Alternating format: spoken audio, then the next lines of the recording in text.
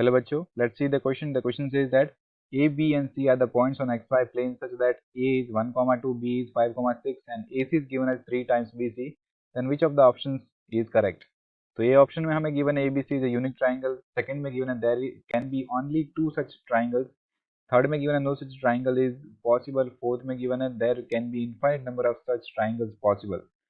So we need to select the correct one, right? So first of all, let's see that what is the key concept to solve this question.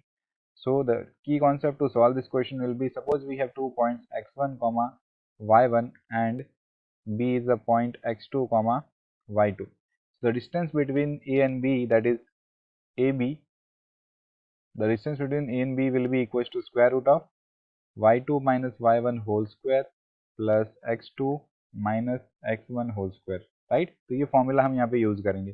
सो हमें given है यहाँ पे question में कि we have 2 points given, that is given as A is given as 1, 2, B हमें given है 5, 6 and C suppose कर लेंगे कि C पॉइंट है हमारा H, K है, राइट? सो हमें ऑल्सो ये गिवन है कि AC जो है distance between A and C 3 times B and C. तो हम ये रिलेशन फाइंड करेंगे, मतलब कि ये हम सॉल्व करेंगे यहाँ पे. तो first of all AC find करेंगे, तो AC का जो स्क्वायर होगा, AC डिस्टेंस का स्क्वायर होगा, that will be equal to distance between A and C. So A and C के बीच का जो डिस्टेंस होगा that will be we can say H minus 1 whole square plus K minus 2 whole square. And इसी तरह से BC का जो डिस्टेंस होगा, BC distance whole square will be equal to, it will be K minus 6 whole square plus H minus 5 whole square, right? ये formula use करके. So now we have given the relation, right? तो ये values इस relation में हम put कर देंगे and simplify करेंगे.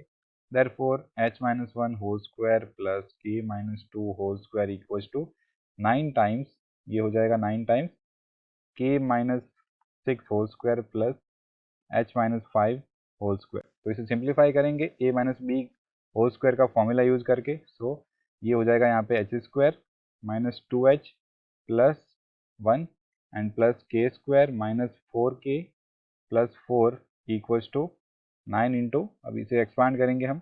सो ये हो जाएगा के square minus 12k plus 36 plus H square minus 10h plus 25. अब 9 को अंदर मल्टीप्लाई कर देंगे, तो यहाँ से ये हो जाएगा, this implies h square minus 2h plus 1 plus k square minus 4k plus 4 will be equals to 9k square minus 108k plus ये 36 इंटू 9 हो जाएगा 324 plus 9h square minus 90h plus 225.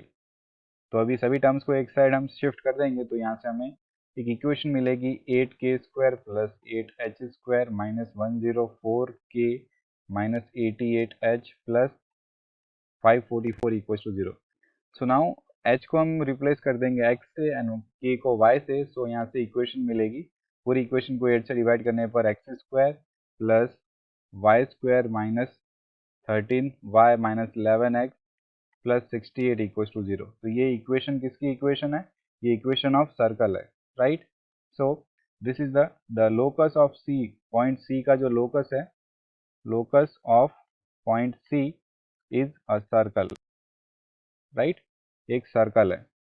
सो यहाँ पे हमें ये फाइंड हुआ कि जो C पॉइंट है, C पॉइंट के लिए जो लोकस ऑफ पॉइंट C है, that is actually a circle. तो there can be infinite number of triangles can be possible, right? So therefore infinite number of triangles can be possible, right? Infinite number of such triangles are there, right? ये possible होगा because there is a circle.